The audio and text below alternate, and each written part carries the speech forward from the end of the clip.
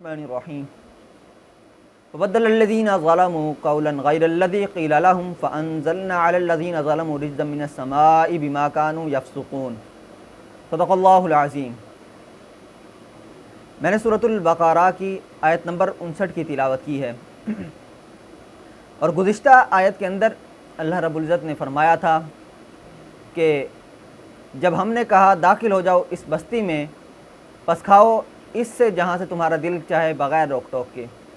اور جو واقعہ تھا وہ یہ چل رہا تھا کہ جب حضرت موسیٰ علیہ السلام کی جو قوم تھی، بنی اسرائیل قوم، اس کو اللہ رب العزت نے حکم دیا کہ جب مصر سے ہجرت کر کے ملک شام کی طرف آئی تو اللہ نے فرمایا تھا کہ اس بستی کے اندر، اس ملک کے اندر جب تم نے داخل ہونا ہے، اس کے دروازے سے سجدہ کرتے ہوئے داخل ہونا ہے۔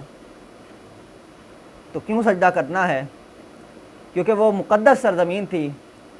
وہ سرزمین ایسی ہے کہ جہاں پر انبیاء کرام کے مزارات موجود ہیں، اور پھر اسی سرزمین کے اندر بیت المقدس بھی موجود ہے۔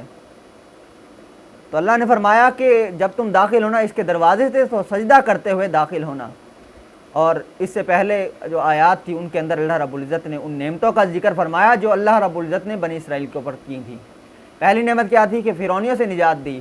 پھر اس کے بعد جو نعمتیں تھیں ان کے اندر بادلوں کو بھی سایہ کیا ان کے اوپر، جب وہ راستے کے اندر جہاں ایک جگہ پہ انہوں نے پڑاؤ کیا اور شدید گرمی تھی تو سایہ کیا ان کے اوپر بادلوں کے ذریعے۔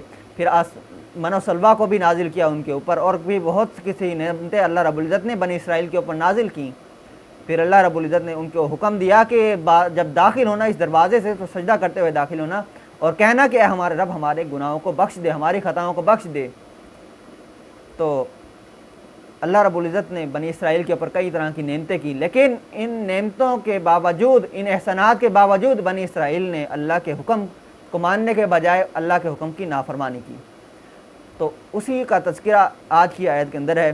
اللہ فرماتا ہے کہ فبدل الذین ظلموا قولا غیر الذی قیل لهم، پس تبدیل کر دیا ان لوگوں نے جنہوں نے ظلم کیا، قولا بات کو، غیر الذی قیل لهم، اس بات کے علاوہ سے جو ان سے کہی گئی۔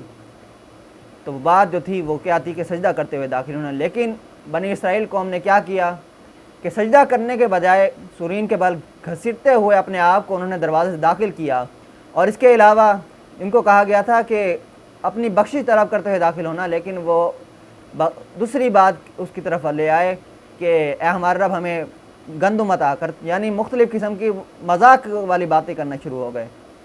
پہلے نمبر پہ انہوں نے سجدہ نہیں کیا، دوسرے نمبر پہ انہوں نے جو بخشش کی دعا کہی گئی تھی وہ بخشش کی دعا بھی نہیں مانگی۔ تو اللہ نے فرمایا کہ فانزلنا علی الذین ظلموا، پس ہم نے نازل کیا ان لوگوں پر جنہوں نے ظلم کیا، رجزا من السماء، آسمان سے عذاب کو، بما کانوا یفسقون، بوجہ اس کے کہ انہوں نے نافرمانی کی۔ تو بنی اسرائیل قوم نے جب اللہ کے حکم کی عدولی کی تو بنی اسرائیل کے اوپر عذاب نازل ہوا۔ وہ عذاب جو تھا وہ طاعون کی وبا کی صورت میں نازل ہوا، اور اس وبا کے آنے سے کئی بنی اسرائیل کے جو خاندان تھے وہ موت کے گھاٹ اتر گئے، اور مختلف قسم کے اموات کے سبب بنی وہ بیماری۔ تو کیا وجہ تھی کہ انہوں نے اللہ کی نافرمانی کی، ان کے اوپر عذاب نازل ہوا۔ آج ہم امت مسلمہ کی طرف دیکھ لیں کہ امت مسلمہ زوال کا شکار کیوں ہے؟ کیونکہ انہوں نے بھی اللہ کی نافرمانی شروع کی۔ تو جب اللہ کی نافرمانی شروع ہوئی تو مختلف قسم کے آفات کے اندر بھی مسلمان مبتلا ہوئے، اور مختلف قسم کی جو آزمائشیں تھیں وہ بھی مسلمانوں کے پر آنا شروع ہوئیں، صرف اللہ کی نافرمانی کرنے کے سبب۔ تو اللہ تبارک و تعالی ہمارے حال پر رحم فرمائے، اور ہم سب کو قرآن مجید کو صحیح طرح سمجھنے کی توفیق عطا فرمائے، آمین۔